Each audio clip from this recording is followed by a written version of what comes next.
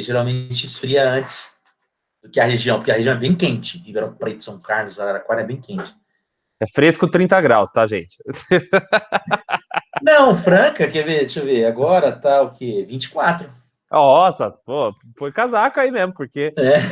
Gente, então, vamos começar mais uma super aula nossa do Fabiano Lozano. Então, hoje nós temos aqui convidado o professor Max Orrilha, gente, diretamente da Unesp, professor, professor doutor. Antes de começar, vou deixar o senhor se apresentar, se apresente. Só não vale cantar Beatles aqui, porque isso a gente vai cantar juntos, começar e vai virar show. Não, eu não gosto de Beatles, sabe? Então, A gente não dá foi para pro. perceber, Não né? dá Não pra dá para perceber. perceber. Eu tive a. Em Buenos Aires, eu fui no Museu dos Beatles quando abriu, em 2010, quando o cara tinha a maior coleção dos Beatles. E aqui na virada cultural no Beatles Forever, quando varou a noite que eles tocaram Beatles 24 horas. Professor, todo seu. Se apresente aí. Moçada, boa tarde. Eu quero dizer que é um prazer. Eu quero agradecer ao Zé Guilherme pelo convite. Quando entrei na faculdade de História, no século passado, vocês nem eram nascidos, meu objetivo era ser professor de ensino médio. Eu entrei com esse desejo, dar aula para o ensino médio, cursinho e tal, e ao longo da minha trajetória isso acabou mudando. E não lembro uma vez que eu tenha dado aula para o ensino médio, então quero agradecer ao Zé Guilherme por me ajudar a concretizar esse sonho e dizer que eu sou professor de História aqui, sou formado em História, fiz mestrado, doutorado aqui na Unesp de Franca. Meu mestrado e meu doutorado foram sobre política peruana do século XX, e desde 2016 eu passei a estudar a história dos Estados Unidos por conta de um projeto maior que eu tinha para estudar independências na América como um todo, comparando alguns autores, entre eles o Thomas Jefferson com o Simão Bolívar e o José Bonifácio, que certamente vocês conhecem. E aí eu fui fazer meu pós-doutorado na George Washington University, lá em Washington, e voltei com essa percepção de que a história dos Estados Unidos aqui no Brasil ela é muito mal cuidada. Ela é muito pouco trabalhada, e quando ela é trabalhada, ou ela é trabalhada muito num viés de esquerda, que pega ali Estados Unidos como um grande império, a causa de todos os problemas, ou ela pega num viés de direita, assim, como a solução de todos os problemas, né? O American Way of Life como uma grande inspiração. E no meio do caminho, tem a galera no Brasil que gosta de Estados Unidos porque nasceu vendo filme, desenho, Vingadores, Netflix, né, e tudo mais, e que tem interesse, né? Tem uma galera que vai morar fora e tudo mais, e vai morar fora e que faz vídeos de lá, como é o dia a dia, né, na vida dos Estados Unidos, e a galera curte. E eu falei assim, pô, então vamos trazer um pouquinho de história da universidade para essa galera, e fiz um canal no YouTube sobre história dos Estados Unidos, e por causa disso, né, eu tenho me dedicado exclusivamente a estudar a história dos Estados Unidos. Esse aí é o meu canal, né? Trato de assuntos desde política até curiosidades. Eu trago de vez em quando o meu filho para falar sobre temas mais ligados ao universo infantil, mas que eu consigo abordar temas de política e tudo mais. Então, quem gosta de história dos Estados Unidos, mas quem gosta de cultura, eu falo de esportes americanos, então NBA, falo de NFL, falo também de música, né? Tem essa música do Bob Marley, né? O Buffalo Soldiers, filmes. Então é um canal dedicado à cultura e política dos Estados Unidos de maneira geral, com o viés de um historiador, claro. Então, quem quiser depois se inscrever lá no canal, deixar aquele like, a gente agradece. Pessoal, vou repetir. Olha, o canal do professor é um dos melhores canais de história que tem na internet, viu? Sem contar que lá o professor ele coloca as aulas que ele dá na faculdade. dos Estados Unidos. Professor, fazer um merchan aqui rapidinho, ó. Uhum. É muito legal, gente. Vocês não têm noção como é especial isso. Primeira aula da disciplina de História dos Estados Unidos. E nada melhor do que começar o nosso curso falando sobre o nascimento dos Estados Unidos. Gente, quando... Eu não sabia ainda mexer com edição de vídeo, ficava tudo torto, mas eu fui com a cara e a coragem. Então, parabéns de novo, professor. Valeu. Tem uma disciplina inteira lá. Então, tem a disciplina de História dos Estados Unidos que eu dou aqui, eu dou lá, e esse semestre, a cada 15 dias, eu faço tô chamando gente, igual você está fazendo, só que é lá no YouTube. Então, as pessoas podem assistir essa aula e depois ver a discussão dela no YouTube. Semana que vem, inclusive, terça-feira, toda terça-feira, geralmente às 7 da noite. Semana que vem vai ser às 5 e na outra vai ser às 8. Nós já tivemos 2 já. E, professor, antes da gente entrar no nosso tema mesmo, que é a relação dos Estados Unidos e racismo, eu vou perguntar, eu quero que o senhor explique rapidinho por que é importante para nós, brasileiros, estudarmos a história dos Estados Unidos, conhecermos a história dos Estados Unidos. Tá. Bom, basicamente, o Brasil, a partir do século XX, adotou um modelo de política diplomática e tudo mais, que nos afastou da França, da Europa, no século XIX, para o modelo mais americano, né? A gente desenvolveu aqui no Brasil uma espécie de americanismo tupiniquim. Essa é uma visão do self-made man, a ocupação do Oeste, que a gente fez aqui pelo meio dos militares, né, para o Mato Grosso e tudo mais. Então, nós temos um passado escravista muito semelhante e algumas relações que foram criadas por conta disso, que faz com que, para o brasileiro, os Estados Unidos ocupem um espaço de destaque no imaginário, tanto de modelo de sociedade, de modelo de política, quanto das coisas negativas também, né, da relação com o racismo, por exemplo. Então, o movimento negro brasileiro, ele dialoga muito com o modelo americano, e as pautas que geralmente aparecem lá também aparecem aqui.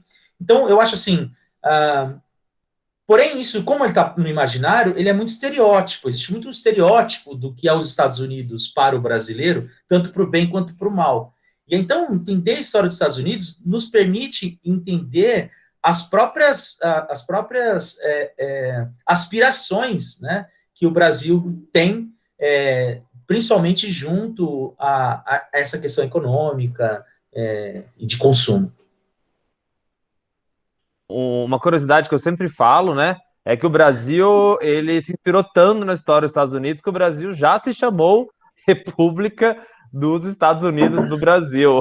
Inclusive aquela bandeira. Não é à toa que a bandeira de São Paulo, né, tem um leve cosplay dos Estados Unidos que relata assim, a grande influência dos Estados Unidos. Mas, professor, nosso assunto hoje é ligado ao racismo, né? Sim. A gente sabe que a questão racial nos Estados Unidos é uma questão extremamente importante. Essa semana nós tivemos o julgamento do Derek, que foi o policial que assassinou o George Floyd. Não sei se todo mundo ouviu falar dessa história. Vocês ouviram falar dessa história, gente? Respondem aí. Foi quando o assassinato de um negro americano ano passado, que gerou uma série de protestos que levaram mais ou menos o nome de Black Lives Matter. Então, professor, conta um pouquinho o que é essa relação tensa entre a história dos Estados Unidos, o racismo e a cultura negra, a questão da racial como um todo. Tá, eu fiz uma pequena painelzinho para apresentar, se eu puder compartilhar com vocês. Fica à vontade.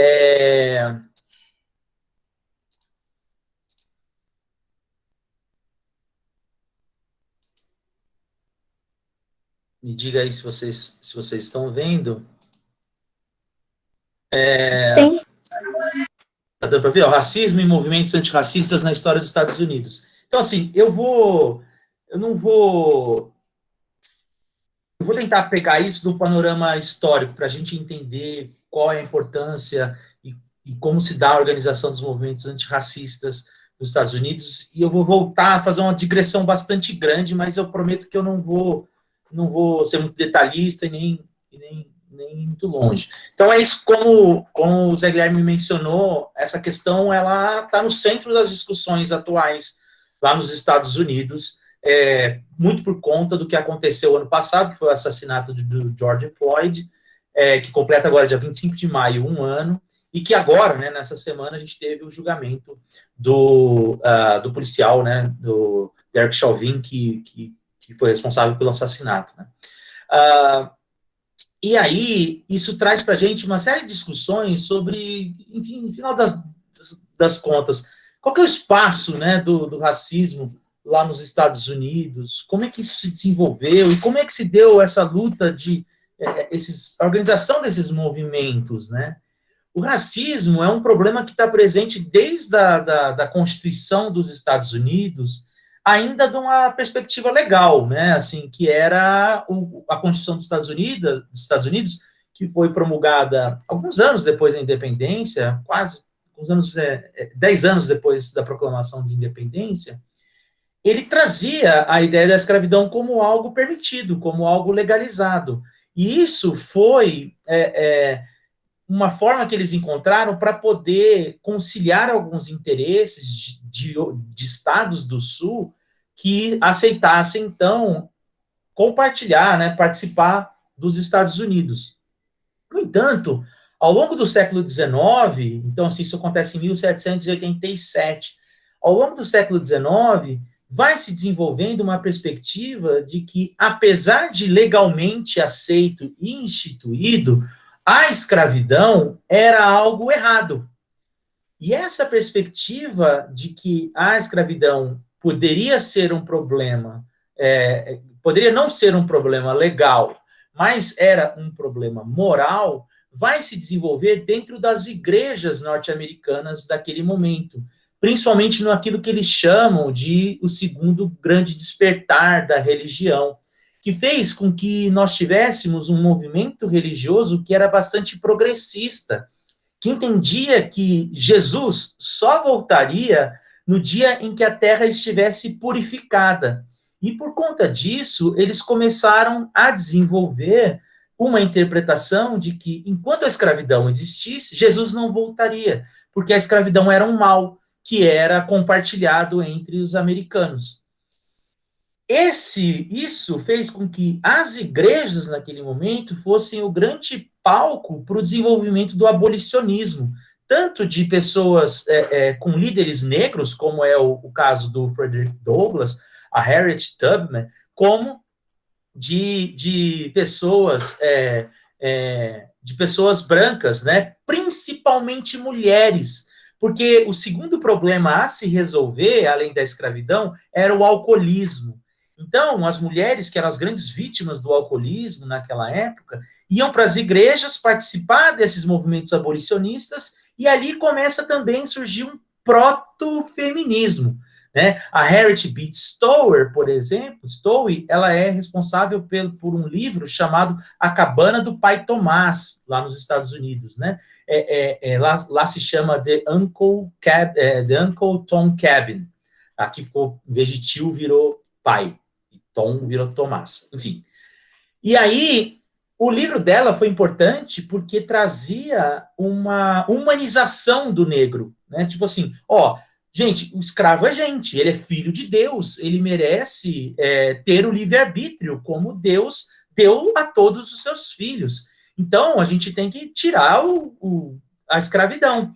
No entanto, apesar de fazer esse bom trabalho, por outro lado, reafirmava aspectos negativos em torno dos negros. Né? Tinha uma visão ainda subalterna do negro, por isso que o Uncle Tom, o tio Tomás, o pai Tomás, ele é um sujeito extremamente subserviente no livro, e ele é transmitido como uma espécie de modelo do bom escravo, né, do bom negro. Então, ele é um livro, percebam, apesar de abolicionista, ela é uma autora racista. Então, esse é um dos primeiros problemas que a gente encontra lá nos Estados Unidos, que é justamente essa questão de que o abolicionismo do século XIX não era necessariamente antirracista. Hoje, quando a gente fala de o Beltrano é abolicionista, a gente já pensa, ele é contra a escravidão, logo, ele era a favor da ideia das pessoas negras, né, terem os mesmos direitos e tal. Sim, mesmos direitos, sim, mas não ter o mesmo papel na sociedade. Sabe quem pensava assim? O Abraham Lincoln. O Abraham Lincoln, até o ano de 1863, não era um abolicionista. Inclusive, a Guerra Civil não começa por conta da questão da escravidão, né? Ela começa por conta da questão da escravidão para os sulistas, que fazem uma guerra, proclamam independência para poder manter esse hábito, essa tradição deles, né? De ter escravos, né? Esse direito que eles tinham de ter escravo. E aí a guerra começa com o Norte tentando reintegrar esses estados à União, e somente a abolição vai se tornar um tema central em 1863, quando o Lincoln propaga o ato emancipatório. Mas para vocês terem uma ideia de como isso é um problema tão grande, a partir de então ele cria ele passa a aceitar que pessoas negras se incorporassem ao exército da União. No entanto, isso gerou um problema dentro do seu próprio exército. Por quê? Muitas pessoas não queriam lutar ao lado de negros. Achavam que os negros, como a guerra naquele momento ainda tinha uma perspectiva bastante... a guerra tinha bastante aristocrático, eles entendiam que os negros não tinham que ocupar esse mesmo papel. E aí, por conta disso, ele teve que criar um batalhão específico só para os negros, né, lutarem na guerra. Por quê? Se ele colocasse os dois lutando lado a lado, isso poderia causar um mal-estar e forçar a opinião pública contra ele. Então, percebam, apesar da opinião pública do Norte ser anti-escravista, entender a importância da guerra para acabar com a escravidão, ela continuava sendo racista. Então, esse é um erro comum que a gente comete, de pensar que o problema do racismo é algo centralizado no Sul por conta da escravidão. E não é. A questão do racismo nos Estados Unidos, ela está difundida na cultura americana de maneira geral. É claro que o Norte é mais tolerante que o Sul. No entanto, ele não é especificamente um problema do Sul, né? O racismo. E aí, chega então ao fim da Guerra Civil, se aprova... Gente, eu estou muito depressa. Alguém tem alguma pergunta, alguma dúvida? Professor, então, eu só vou reforçar dois comentários aqui, só para... Uma coisa interessante, gente. Primeiro, nunca se esquecer que a questão racial, ou seja, a questão ligada à escravidão, era uma das causas da maior guerra dos Estados Unidos. Né? Uma coisa bem interessante, professor, até que você falou no seu último vídeo, que a guerra que mais matou gente nos Estados Unidos foi a Guerra Civil. E, em segundo lugar, o que o Abraham Lincoln, todo mundo conhece, mesmo o Abraham Lincoln, que libertou os escravos, que aboliu a escravidão, né, fez a lei que aboliu a escravidão, ele não era antirracista do jeito que a gente conhece como hoje. Isso. E que lá naquela época, mesmo numa guerra para acabar com a escravidão, os caras não gostavam muito de misturar branco com negro, e tinha batalhão só para negro e batalhão só para branco, né, professor? Isso, exatamente. Isso depois, quando acaba a guerra e eles vão formar, incorporar os negros no exército, eles têm que criar uma divisão específica só para negros também, que vão ser os Buffalo Soldiers, da música do Bob Marley. Tem um vídeo lá no canal sobre isso. Manda ver, pro. Tá.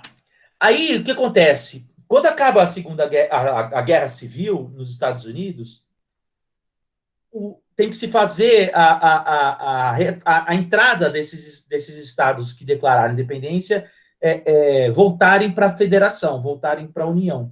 E aí nós temos um período que é bem interessante da história dos Estados Unidos, e aqui no Brasil não tem uma linha em português sobre isso, que é o período da reconstrução do Sul. O que foi o período da reconstrução do Sul?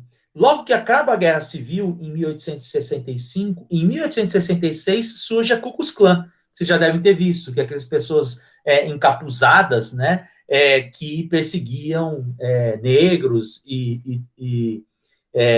no Sul, né, porque eram contra o fim da escravidão e ainda lutavam para que os negros não tivessem um papel de pessoas comuns dentro da sociedade. E aí, quando surge essa Ku Klux Klan, eles percebem que aquilo pode dar origem a várias milícias.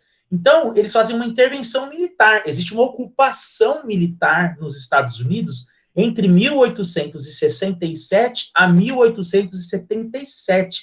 O Sul é ocupado por exércitos da União, é ocupado por... Existem também ali governadores que são nomeados pelo Norte, né, eles não são eleitos, né, são nomeados pelo Norte, e essa reconstrução deu liberdade aos negros de participar tanto da vida política como da vida cultural. É nesse momento que vai surgir o jazz, né, nós vamos ter a eleição de, deixa eu contar aqui, 1, 2, 3, 4, 5, 6 deputados e um senador que são negros e vão participar do Congresso nos Estados Unidos, e ali vai ser um momento que você vai ter o surgimento de uma intelectualidade negra, né, que vai participar de discussões, terem jornais, escreverem livros, que vão ter acesso às escolas e universidades que estão sendo criadas naquele momento. Só que quando chega em 1877, durante esses 10 anos, ao mesmo tempo que a gente tem esse período de maior tolerância no Sul, garantida pela força do Estado, nós temos surgir também no Sul políticos que são contrários a esse novo mundo que está sendo criado e que vão acusar o Norte de estar sendo tirano e lutando contra as suas liberdades, e vão acusar que tudo isso era uma grande desculpa para desvio de dinheiro, né? Então vão usar a pecha do ataque à corrupção e da defesa da liberdade como estratégia para que eles voltassem a ter uma maior força eleitoral. E aí eles quase elegem o seu presidente em 1876, o que provoca o Norte a ter que assinar um acordo para tirar as tropas.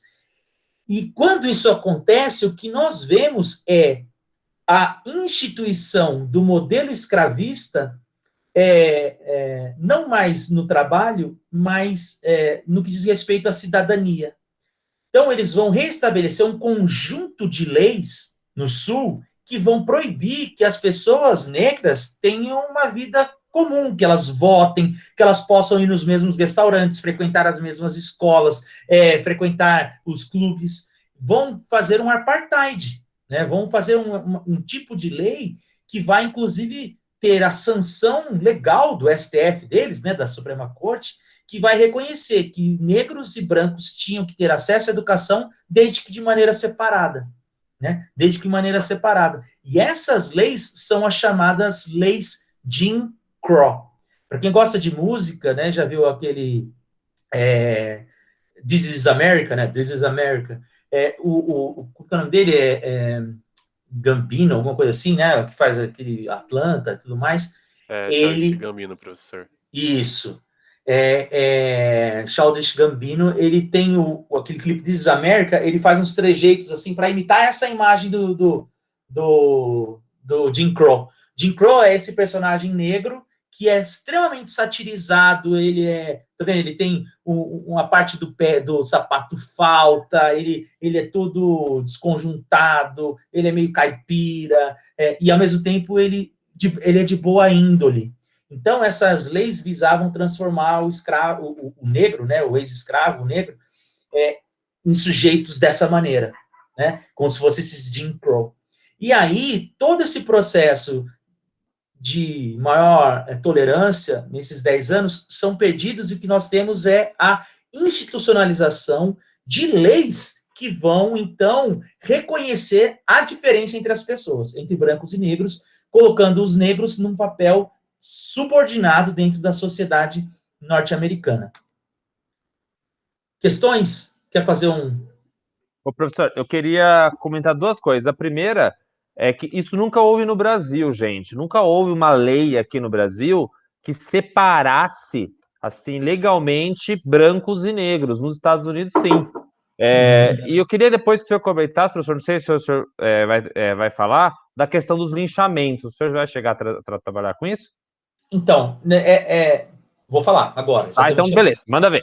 Não, eu ia pular, mas é isso. Assim, aqui no Brasil não teve, mas isso não quer dizer que as pessoas não se comportassem assim, né? Então, por exemplo, negros que chegassem para se hospedar em hotéis eram convidados a se retirar, as pessoas davam preferência na contratação de brancos para trabalhar como vendedores ao invés de negros. Então, assim, nunca foi institucionalizado no Brasil. Lá foi. E entre essas leis institucionalizadas estava justamente o seguinte: se algum negro mexesse com algum branco na rua, causasse algum tipo de constrangimento, ele podia ser linchado em praça pública sem que isso se configurasse em crime, né? Então, existe um caso muito famoso de um menino chamado Emmett Till, que já na década de 50, 1950 e poucos, ele, 55 ou 6, ele supostamente teria assoviado para uma moça branca e ela contou para o namorado e o namorado o espancou até a morte. E agora, recentemente, antes dela morrer, dela falecer, no seu leito de morte, ela disse que nunca aconteceu, ele não mexeu com ela. E aí, exatamente, era supostamente a palavra dele valia a pena. Então, se ele fosse levado a um tribunal por assassinato, ele lançava a mão desse argumento, ó, mexeu comigo, mexeu com a minha esposa, ou então constrangeu ao entrar num lugar público, porque essas leis davam essa garantia. E aí, então, começa o século XX, e aí essa intelectualidade que se formou lá no período da reconstrução e que participou ativamente, né, no resto do século XIX, eles começam a migrar para o norte e organizar os primeiros movimentos de luta antirracista, que a mais famosa de todas é a NAACP, de 1909, fundada em Nova York por um sujeito chamado W.E.B. Du Bois, que é o primeiro cara que pensou a noção do pan-africanismo, né, da história do negro conectada à história da África. Até então não se tinha essa dimensão, né? E aí, quando chega a Primeira Guerra Mundial, os brancos vão lutar na guerra, e aí falta mão de obra nos grandes centros industriais, como Nova York e Chicago. Então, nós temos uma migração massiva de pessoas pretas, né, do sul do país para o norte. E lá elas começam a perceber que existe mais tolerância, que existem essas organizações, que elas podem votar, coisas que no sul elas não podiam. Não porque era ilegal, mas que se elas aparecessem para votar, elas seriam mortas, né? Porque a Ku Klux Klan era legalizado, era um movimento legal, né? Não legal no sentido de, super legal, né, tá no papel, formalizado. E aí, então, isso permite com que exista uma maior movimentação, né, dos negros, se ajuntem em associações e tudo mais, e aí comecem a organizar grupos de advogados que vão defender as causas que essas organizações levantam, vão fazer os seus jornais que vão ter distribuição nacional, como o Chicago Defender. E quando eles vão para a Segunda Guerra Mundial, né, para lutar contra o fascismo, contra o nazismo, contra a perseguição étnica, eles percebem que o que eles viviam nos Estados Unidos não era muito diferente do que acontecia na Alemanha. O próprio Hitler tirava sarro dos Estados Unidos. Ele falava assim, que vocês vêm aqui para lutar contra a perseguição de judeus, se aí, no país de vocês fazem linchamentos públicos de pessoas negras na rua, né?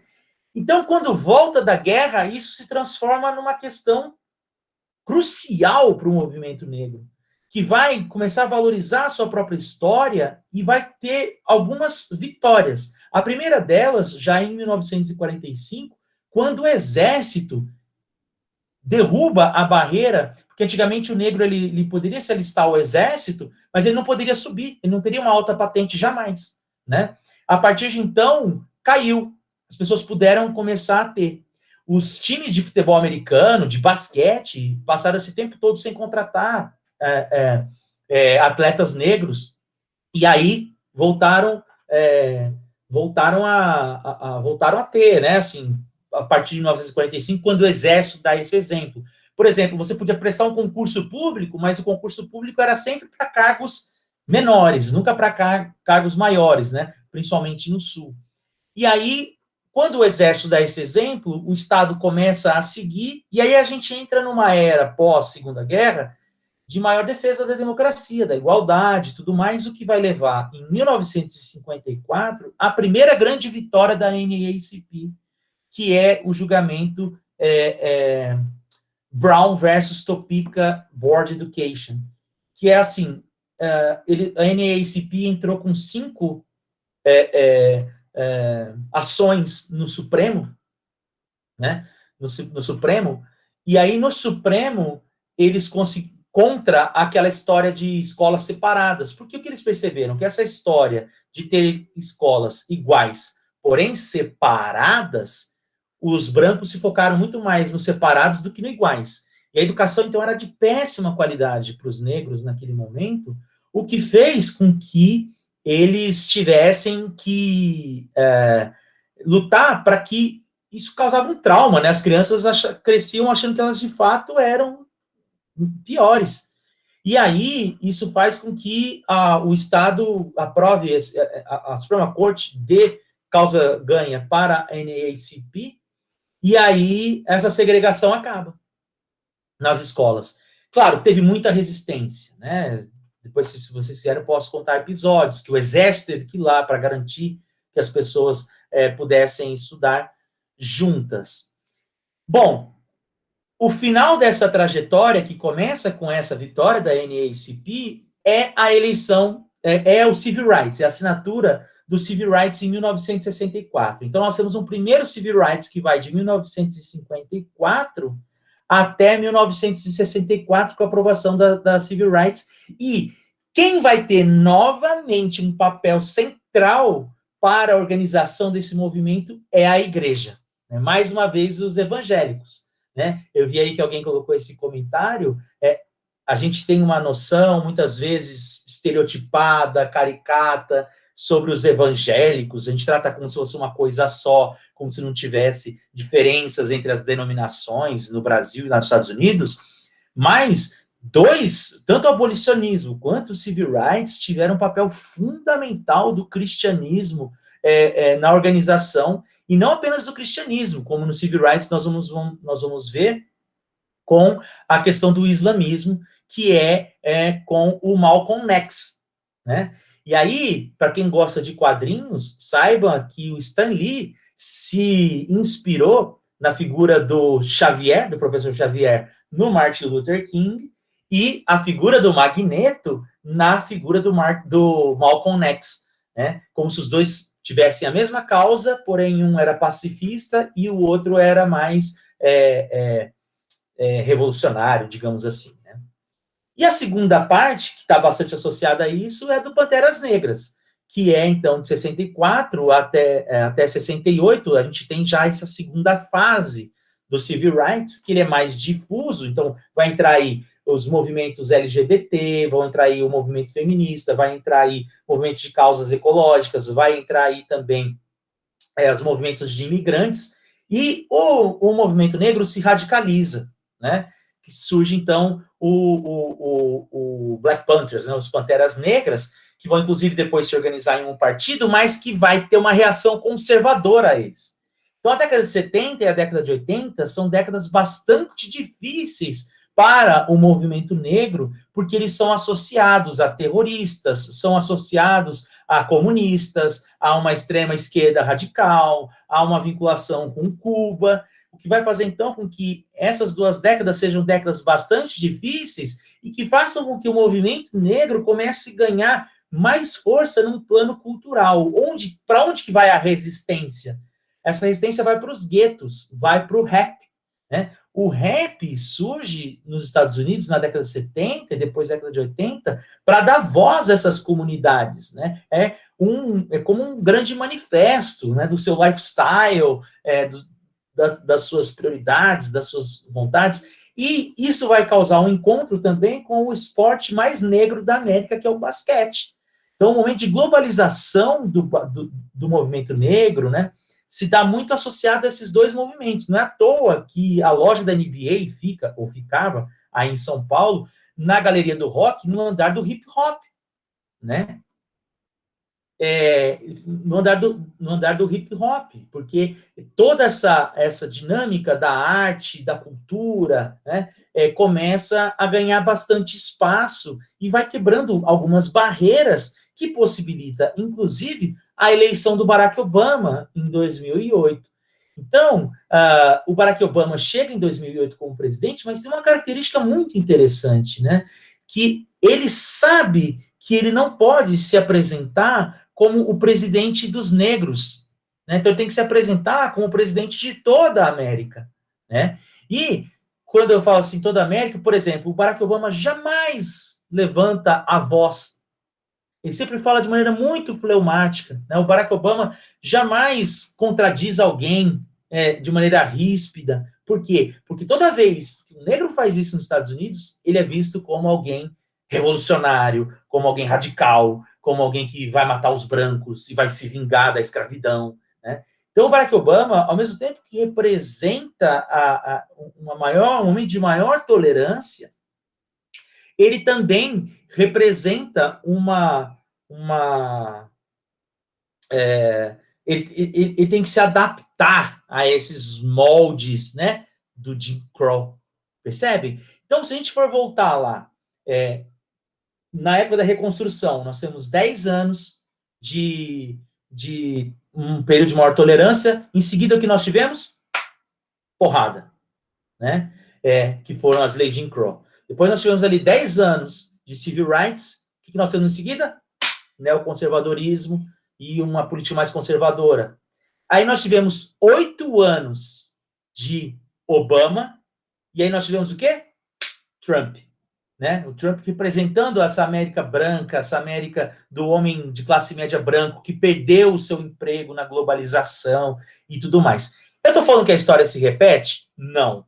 Estou falando que ela produz rimas, como um bom rap, né? Então, assim, sempre nós temos... A história, ela não é cíclica, mas ela é uma espiral. Ela vai dar mais uma voltinha, vai dar mais uma voltinha, até que a gente... Então, não é sempre para frente, como muitos acreditam. O futuro nem sempre é melhor do que o passado, né? Então, os anos Obama representa isso. Então, assim, ao mesmo tempo que ele foi o momento em que todos acreditaram que finalmente a América era tolerante, quem conhece o musical Hamilton, né, que está aqui representado também, é muito isso, né? O musical Hamilton é essa América diversa, América plural, América dos negros, dos imigrantes, né, do hip hop, que é o tema-chave do musical. Ao mesmo tempo que é isso, nós temos a eleição do Donald Trump. Mas nós temos o surgimento do Black Lives Matter durante os anos Obama. E aí, mais uma conexão que a gente pode fazer com a era da reconstrução. Por quê? Ao final da era da reconstrução, surgiram essas milícias, né, de homens brancos, racistas, que depois se converteriam nas polícias estaduais. Então, o aparato policial dos dias de hoje nos Estados Unidos guarda lá, não estou falando que é a mesma coisa, tá? Mas assim, se você for pegar o surgimento dela lá atrás, tem ligação com esses movimentos milicianos de controle racial, de segregação racial. E aí, claro, vai passando um monte de leis, tem uma série de mudanças e tudo mais. E aqui a gente tem... Por que eu estou fazendo essa ponte? Porque a grande causa do Black Lives Matter é contra a violência policial. E o que é mais interessante é que o Black Lives Matter surgiu sem querer.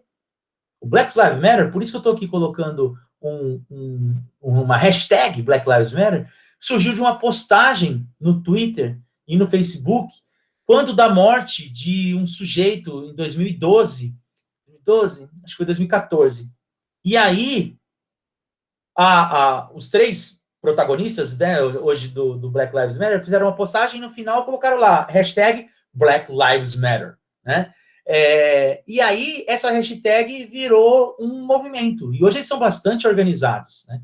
Hoje em dia, eles têm uma pauta, tem treinamento, tem trabalhos comunitários para justamente fazer uma capacitação de lideranças, tem toda uma questão judicial contra os policiais que reverbera no governo nos dias de hoje, quando, por exemplo, o Joe Biden diz, após o julgamento do policial que matou o George Floyd, que esse era um momento histórico para a América, que ele estava feliz com o resultado, mas que ele não ia ficar satisfeito enquanto uma grande reforma policial não fosse feita nos Estados Unidos. Qual é o problema da reforma policial nos Estados Unidos sair? É que as polícias, elas são, assim como a Guarda Nacional, elas são de responsabilidade de cada estado. Então, não é possível o governo federal fazer uma reforma. Ele pode tentar persuadir para que isso aconteça. E aí, mais uma vez aqui, fechando, linkando com o basquete. O basquete sem dúvida alguma, o basquete, sem dúvida alguma, o esporte que mais representa a luta, né, e algumas das principais lideranças do movimento negro são ligadas ao basquete. Gente, então, assim, só para... Pode falar e eu amarro aqui. Não, finalizar aí. Pode finalizar, Pro. Bom, então, assim, só para tentar esclarecer, assim, para vocês, né, do tanto que eu falei, 2 séculos, né, passados a limpo em 30 minutos, essa noção de que o racismo não é algo localizado ao sul dos Estados Unidos. O próprio George Floyd morreu em Minnesota, um estado que jamais teve escravidão. Ele é, já no século XIX, difundido, inclusive, em algumas correntes abolicionistas, né, o racismo. E aí, no período de reconstrução, esse racismo foi institucionalizado de maneira que, mesmo com o fim da escravidão, a vida para os negros do Sul ainda fosse bastante difícil. E aí, quando nós temos, então, o Civil Rights, que coloca fim a essas leis de Jim Crow, não significa que, ainda que do ponto de vista institucional, isso acaba, que o problema suma, né? E que existe, então, entre as pessoas, uma cultura racista, que vai sendo trabalhado e vai sendo justamente combatido por esses movimentos que têm a sua origem lá no abolicionismo, são institucionalizados no início do século XX pelo NAACP, e depois ganham múltiplas formas de atuação religiosa, revolucionária, política, cultural, artística, a partir da década de 50, com Black's Beautiful, e depois com os Panteras Negras, e o Black Lives Matter então, um novo capítulo dessa história do racismo e dos movimentos antirracistas nos Estados Unidos. Ótimo, professor. Pessoal, prepare-se aí, nós temos um pouquinho agora, um espacinho de 10 minutinhos aqui para perguntas. Antes, professor, a Lia fez um comentário aqui, um episódio extremamente interessante e trágico na história dos Estados Unidos, que é o massacre de 1921 em Tulsa. Comenta só, o João Paulo, daqui a pouquinho você faz a sua pergunta, só conta um pouquinho o que foi esse massacre de 1921. Então, para ser bem sincero, eu conheço também bastante por cima, né? Que foi justamente numa cidade, Oklahoma, se eu não me engano, né? Isso. E que aconteceu... Era um lugar numa cidade onde os negros tinham uma vida, até certo ponto, tinham ligações no comércio, e aí você tem uma reação... de fato, eu sei bem por cima. Então, se ela quiser falar que ela viu o documentário, eu ficaria feliz. E aí teve uma reação dentro da cidade que aconteceu com o uso das forças policiais, né, um avanço sobre a população negra, que causou mortes de centenas de pessoas. Mas isso é o que eu sei por cima, tá? Não, sem problema, professor. Se ela quiser falar, com mais muito detalhe. Interessante, porque Oklahoma não fica no sul, né? Não era a região lá do sul dos Estados Unidos. Ou seja, era uma região do interior dos Estados Unidos que, mesmo assim, o racismo é extremamente forte. João, mande essa pergunta aí. Ela tá comentando justamente isso aqui que eu estava falando, né? Assim, era um movimento em que a comunidade negra tinha uma prosperidade econômica bastante forte e era bastante desenvolvido. E assim, não é no sul, mas é nesse centro-oeste branco, né? No Dust Bowl ali norte-americano, onde estão as fazendas e tudo mais. Ô, João, pode, manda ver por áudio, posso ligar isso. Com licença, boa tarde, professor. Uma pergunta que eu gostaria de fazer em relação também a essa questão do esporte e do movimento negro dentro dele, o caso do jogador do San Francisco 76ers. Não, 49ers. O Colin Kaepernick. É um assunto, foi um ato que ele fez que veio a desencadear o que foi feito ano passado pelos jogadores da NBA, certo?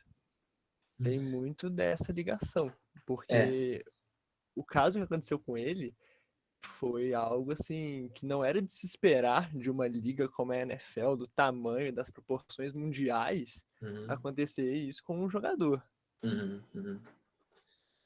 Posso comentar? Inclusive, o João, eu tenho um vídeo sobre isso lá no canal, que chama o Racismo na NFL, que eu falo justamente desse período da década de 30, em que os clubes não contrataram negros, e associando com o que aconteceu com o Colin Kaepernick. Ele era quarterback do San Francisco 49ers. Em 2016, ele se ajoelha durante o hino. E, ao contrário da NBA, a NFL é uma liga muito branca.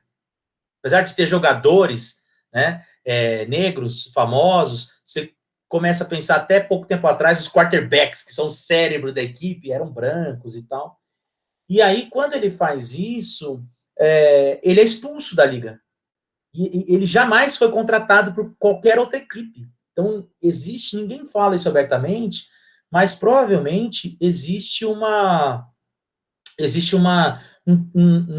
acordo não dito entre os donos dos times de não contratá-lo, né? E aí, então, diferente da NBA, na NBA teve um caso de um dono de equipe do Los Angeles Clippers que falou mal dos seus atletas negros, ele foi convidado a se retirar da liga, teve que vender o time, né? Porque o basquete é muito mais um esporte associado ao movimento negro do que a NFL. Só que isso desencadeou, como você falou, né? Aconteceu isso que você mencionou, porque quando teve o retorno agora, a NFL também comprou a briga do Black Lives Matter, né? Então isso foi uma coisa que foi plantada ali pelo Colin Kaepernick, e que eu sou torcedor dos Niners, eu até acho que ele merecia a reserva, mas ser expulso não. E aí aconteceu isso. É um comentário interessante para comparar com os Estados Unidos e o Brasil, e a relação, inclusive, de como o racismo acontece no Brasil, como não acontece nos Estados Unidos, que no Brasil é uma cidade extremamente racista, só que o futebol, que é o esporte nacional, era um esporte branco e negro, de italiano.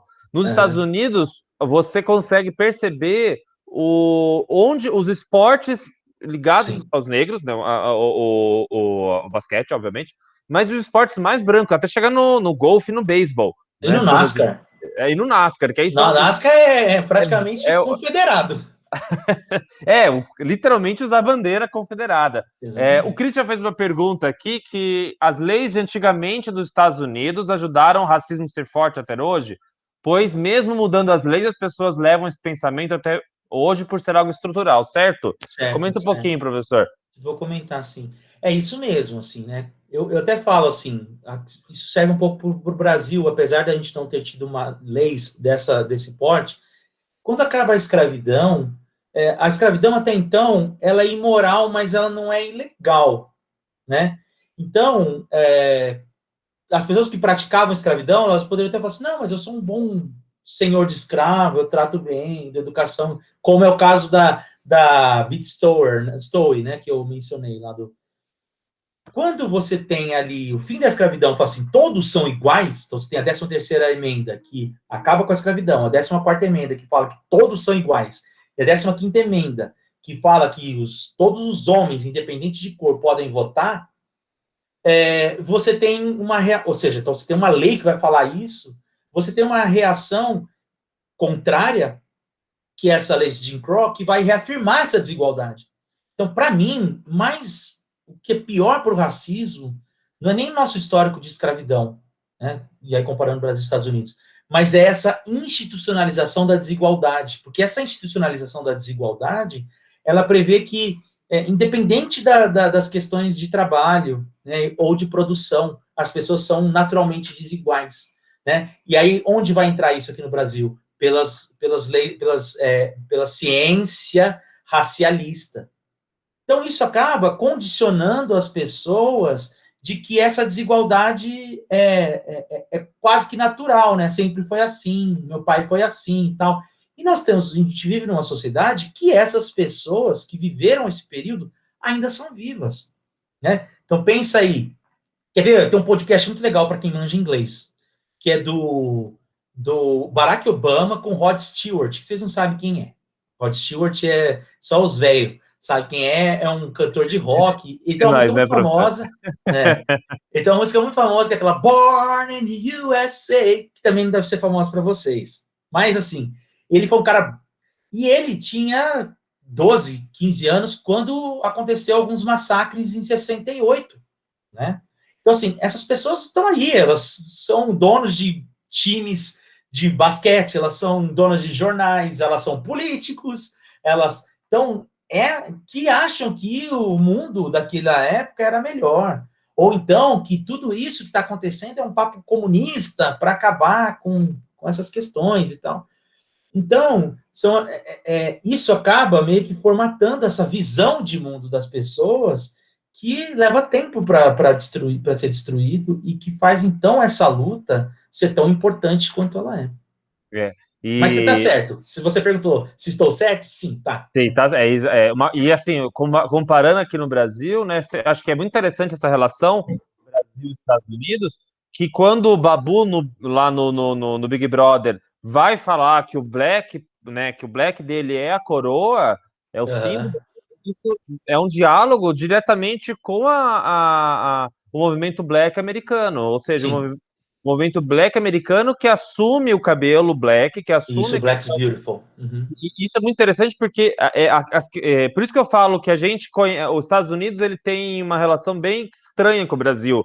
Ao mesmo tempo que a gente é extremamente influenciado pela cultura americana, absurdamente, a gente não conhece muito a cultura americana. O professor falou, praticamente não tem livro sobre história dos Estados Unidos. Não, parênteses, professor, o melhor livro de história dos Estados Unidos que eu li foi em francês, porque não tinha aqui no Brasil você não tinha um bom livro sobre história dos Estados Unidos. Eu tive que procurar em outra língua, né, até dominar o inglês melhor. Então, essa relação, essa tensão entre a história do Brasil e a história dos Estados Unidos é a relação que ela estabelece entre um problema que é comum e ao mesmo tempo é diferente, porque o racismo americano guarda semelhança com o racismo brasileiro, mas é um pouco diferente. Professor, eu queria que você indicasse, agora a gente vai finalizar, o que assistir, o que ouvir, o que ler para conhecer mais sobre os Estados Unidos e mais sobre a relação entre Estados Unidos e racismo. Tá, eu acho assim... lugar, canal, professor. Lá no meu canal tem bastante coisa sobre isso. Tem esse o racismo na NFL, tem o História do Racismo, que é o vídeo mais assistido lá do meu canal, História do Racismo nos Estados Unidos. Depois eu comparei o que aconteceu em 68, 92 e 2020. Então tem alguns vídeos lá. Se vocês gostaram desse tema, deem uma olhada lá. Mas, eu não assisti ainda, disseram que é uma série bem pesada, no sentido que é terror e tal, e que o terror, boa parte, é associado à questão do racismo, né? Tem uma analogia entre o terror fantasmagórico, que é o Dan, no Amazon Prime, que é essa temática central. Então, eu ainda não vi, né? Mas tá todo mundo já me cobrando para eu falar sobre isso no canal. Eu indico... o que ouvir, né? Você falou assim, eu acho que... Eu me perdi aqui um pouquinho no raciocínio na hora que eu falar do Dan, e você mencionou o canal, né? Aquele Get Down, que tem uma série da Netflix. Get Down, isso. Get Down, ali dos anos 70, quando a radicalização começa a ir para os becos e encontra espaço na música. Tem uma discussão que está sendo feita legal lá no Soldado Invernal e o e o Sam Wilson, né? O Falcão e Soldado Invernal, nessa série nova da Disney Plus. Quem tiver acesso aos torrents da vida ou assina o Disney Plus, o último episódio foi fantástico e tem toda uma dimensão do tio Sam, né? O Capitão América representa o tio Sam e o tio Sam representa o governo americano. Então, tem toda essa discussão. É possível termos um negro como representação do tio Sam, né? Uma vez que ele representa o governo americano, né? Música, eu acho a música dos anos 90, o rap, né, dos anos 90, nos Estados Unidos, tem muito do tema, tanto dos movimentos gangsta, né, que existia e tudo mais. E, então, assim, estou falando mais coisas mais superficiais, assim, né, sobre que não vão fundo no assunto. Para ir fundo no assunto, eu indico uma tese que foi publicada agora, de um colega meu da UF, que é o... nossa, o cara foi um colega meu, eu esqueço o nome dele. Ai, meu Deus, ele tem um nome meio de pessoa idosa, assim. Ai, José. Caramba. Não, mais, assim, tipo, Eustáquio, sabe? Amilcar, chama Amilcar. Depois eu peço para o Zé passar para vocês direitinho, tem o trabalho dele, que ele vai fazer justamente essa comparação entre Brasil e Estados Unidos, os dois movimentos, o movimento negro no Brasil, e como isso foi recebido pelo movimento negro norte-americano, e o contrário, né? Que chama Mundo Negro, né, o nome do livro, que vai falar justamente dessa discussão de como os movimentos negros se organizam nos dois lugares. Professor, mas aí pode falar. A hora que eu achar, eu te passo. Já achei. Aqui é rápido. Beleza. Então, professor, muito obrigado. Fique sempre à vontade no dia que você quiser estabelecer aqui uma conversa com os alunos. Para a gente tentar, eu vou disponibilizar para os alunos assistirem depois, muitos estão indo para o trabalho. Posso ter certeza que é uma baita aula, uma baita questão. Amanhã, para quem quiser, na minha eletiva, amanhã eu tenho eletiva que eu dou aula sobre o cinema, e eu vou falar sobre o racismo no cinema, comparando... A gente vai ler resenhas, vamos falar sobre filmes, mas vamos falar sobre as resenhas que as pessoas comentaram sobre dois filmes, 12 anos de escravidão e Green Book. Amanhã nós vamos falar sobre esses dois filmes. Dois filmes excelentes. O Green Book é isso aí, o cara vai para o sul ele precisa de um capanga para poder andar no sul, fantástico. E aí citaram o Infiltrados na Clã aqui, é muito legal Infiltrados na Clã, porque ele se passa ali naquele período do Black is Beautiful, do Black Power, tal, não sei o quê, e ele tem uma dimensão que tem ali também uma crítica ao movimento mais radical, de como eles se parecem, se equivalem. Presta bem atenção na cena que estão passando o filme Nascimento de uma Nação, que você vai ver que tem um paralelismo ali bem interessante, recomendo também. Valeu quem indicou aí, a Júlia. Então, pessoal, muito obrigado a todos. Foi um prazerzão, viu? Um grande beijo. Prazer, Marcos. Vamos continuar, vamos falar sobre Covid com a Sabine, professora da Unicamp, vamos falar ainda sobre judiciário com o Conrado Uber, professor da USP, vamos falar sobre economia com o Carlos Góes, então tem vários temas ainda, e professor, eu vou pôr no meu canal, eu mando também o meu canal para o senhor, ok? Para estar disponibilizado. Pessoal, até mais, fiquem tranquilos aí com a sede, porque eles estão sofrendo para fazer uma prova do